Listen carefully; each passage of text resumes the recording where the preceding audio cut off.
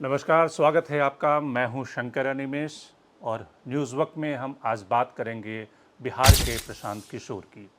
बिहार के चुनाव में जो सबसे बड़ा यूएसपी यानी कि कहें कि वाव फैक्टर इस चुनाव में है, वो है पीके यानी कि प्रशांत किशोर। कुछ दिनों में आपने देखा होगा कि प्रशांत किशोर ने अपनी थोड़ी सी डायरेक्शन बदली है। वो डायरेक्शन क्यों बदली है, कैसे बदली है? प्रशांत किशोर जो पहले तेजस्वी यादव के ऊपर ज़्यादा अटैक करते थे, अब वो ज़्यादातर जो अटैक कर रहे हैं वो बीजेपी और एनडीए अलायंस के ऊपर कर रहे हैं और एक एक करके उन्होंने जो बीजेपी के नेता हैं उनके ऊपर अटैक करना शुरू किया है। तो क्या है इसके पीछे की पॉलिटिक्स? क्यों प्रशांत किशोर अपने टारगेट को चेंज कर रहे हैं और क्या होगा इससे फ़ायदा, ये समझने की कोशिश करते हैं। लेकिन इससे पहले आप हमारे चैनल को सब्सक्राइब करना ना भूलें, इसे शेयर करें, अपने कमेंट्स, अपने रिएक्शन लगातार हमें भेजें।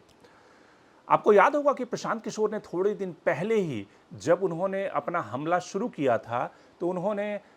जो दिलीप जायसवाल हैं, जो बिहार बीजेपी के अध्यक्ष हैं और इससे पहले रेवेन्यू मिनिस्टर रह चुके हैं नीतीश कुमार की सरकार में, उनके ऊपर अटैक किया। उन्होंने कहा कि किस तरह से दिलीप जायसवाल ने एक अवैध तरीके से मेडिकल कॉलेज जो ट्रस्ट का था, उस ट्रस्ट को धीरे धीरे कैसे उस ट्रस्ट में ही, उस मेडिकल कॉलेज में वो क्लर्क हुआ करते थे और बाद में उन्होंने सारे ट्रस्टी को चेंज करके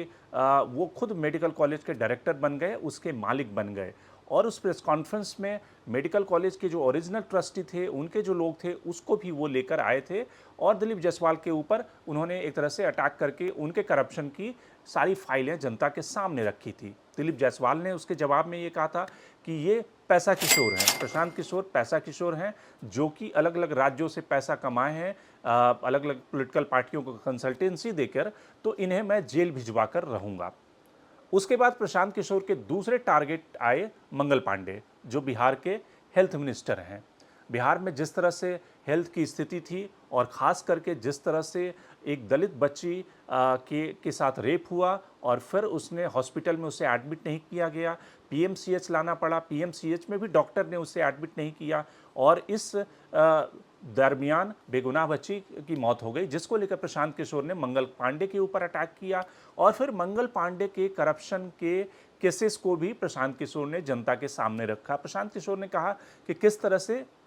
दिलीप जायसवाल और मंगल पांडे यानी कि हेल्थ मिनिस्टर और दिलीप जायसवाल जो बीजेपी के अध्यक्ष हैं, इन दोनों के बीच में पैसे का ट्रांजैक्शन हुआ है। उन्होंने एक अकाउंट का हवाला दिया कि किस तरह से दिल्ली में एक फ्लैट खरीदने के लिए मंगल पांडे ने दिलीप जायसवाल को रिश्वत दी थी।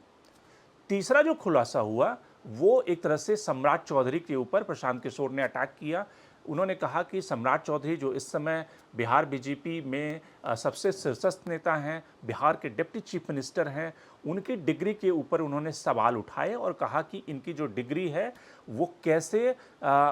इनकी उम्र लगातार पिछले चुनाव में जो उन्होंने एफिडेविट दिया है, उस एफिडेविट में धांधली है, फर्जीवाड़ा है और इनकी डिग्री जो है वो फर्जीवाड़े की डिग्री है।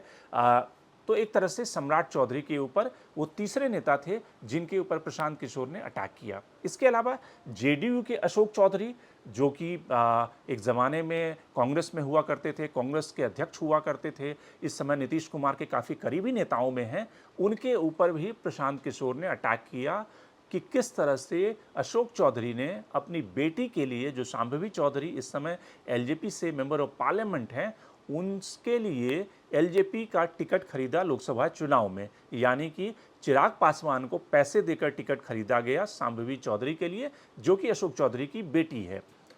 और अब जो है वो पांचवा हमला हुआ है संजय जायसवाल के ऊपर। संजय जायसवाल बीजेपी के मेंबर ऑफ पार्लियामेंट हैं बिहार से, इससे पहले वो बिहार बीजेपी के अध्यक्ष रह चुके हैं। संजय जायसवाल के ऊपर हमला करते हुए प्रशांत किशोर ने कहा कि इस व्यक्ति ने अपने पेट्रोल पंप के लिए अपने शहर में 10 सालों तक ओवरब्रिज नहीं बनने दिया, यानी कि सरकार ओवरब्रिज वहाँ पे बनाना चाहती थी, लेकिन उनका पेट्रोल पंप उसी रास्ते में आता था और इसलिए उस डायमेंशन को चेंज कराकर उन्होंने 10 सालों तक वहाँ पर ओवरब्रिज नहीं बनने दिया और इस आदमी की कलई मैं खोलूँगा, ये प्रशांत किशोर ने कहा। उन्होंने प्रशांत किशोर के ये शब्द हैं कि जब गीदड़ की मौत आती है तो वो शहर की तरफ भागता है और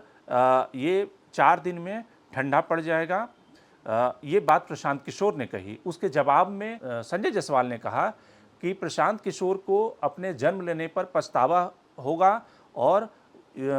वो निश्चित रूप से प्रशांत किशोर की सारी कलई खोलेंगे। ये बात दिलीप जायसवाल ने कही। लेकिन प्रशांत किशोर ने कहा कि ये टटपुंजिया नेता हैं, यानी कि संजय जायसवाल के लिए, और किस तरह से इनके भ्रष्टाचार की उन्होंने कलई खोली। अब सवाल यह है कि प्रशांत किशोर यानी कि पीके, जो इस चुनाव में सबकी नज़रों में है या फिर सबकी निगाहें इस बात पर है कि प्रशांत किशोर किसको डैमेज करेंगे, वो आरजेडी को डैमेज करेंगे या फिर एनडीए अलायंस को डैमेज करेंगे। क्योंकि जिस तरह से प्रशांत किशोर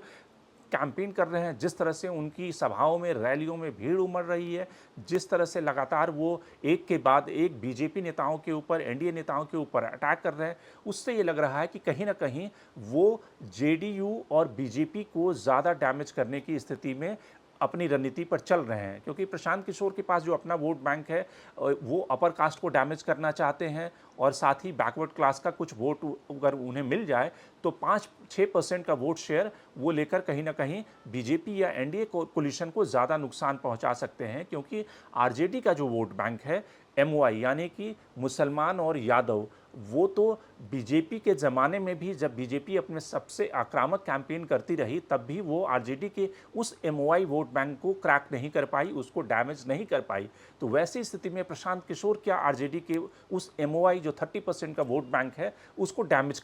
करेंगे? तो इसलिए प्रशांत किशोर की अब नज़र जो है वो एनडीए के वोट बैंक पे है। और इसीलिए चूंकि प्रशांत किशोर के ऊपर उस तरह के कोई एलिगेशन नहीं है, प्रशांत किशोर ने अपनी ज़िंदगी में ज़्यादातर जो कंसल्टेंसी की है, पॉलिटिकल कंसल्टेंसी पॉलिटिकल पार्टियों के लिए की है, वो सत्ता में नहीं रहे, उनके ऊपर भ्रष्टाचार के कोई आरोप नहीं है और शायद इसलिए वो एनडीए के जो ताकतवर और कैबिनेट मिनिस्टर हैं, जो एनडीए के प्रमुख चेहरे हैं, चाहे वो मंगल पांडे हो, वो संजय जायसवाल हो, दिलीप जायसवाल हो, सम्राट चौधरी हो, अशोक चौधरी हो, वो सबके ऊपर एक एक करके अटैक कर रहे हैं। और ताज़ा इंटरव्यू में प्रशांत किशोर ने यह भी कहा है, जब उनसे ये पूछा गया कि आप नीतीश कुमार या उनके मंत्रिमंडल में भ्रष्टाचार में नीतीश कुमार को भ्रष्ट मानते हैं या नहीं मानते, तो प्रशांत किशोर ने कहा कि नहीं, मैं नीतीश कुमार को ईमानदार मानता हूं, बाकी भले ही भ्रष्ट हों लेकिन नीतीश कुमार ईमानदार हैं। ये बात काफ़ी काबिले तारीफ़ है कि प्रशांत किशोर जो नीतीश कुमार के साथ में काम कर चुके हैं और बाद में उनसे संबंध उनके विच्छेद हो गए और वो अब जेडीयू और एनडीए के ऊपर अटैक कर रहे हैं, वो नीतीश कुमार को अब भी ईमानदार मानते हैं। तो इससे कहीं ना कहीं प्रशांत किशोर यानी कि पीके की पॉलिटिकल स्ट्रैटेजी को समझा जा सकता है कि बिहार के चुनाव में प्रशांत किशोर की मंशा क्या है, उनका एजेंडा क्या है। तो ये रही बिहार की बात। लेकिन आप हमें सब्सक्राइब करना न भूलें, अपने कमेंट्स और लगातार हमें शेयर करते रहें। बहुत बहुत धन्यवाद।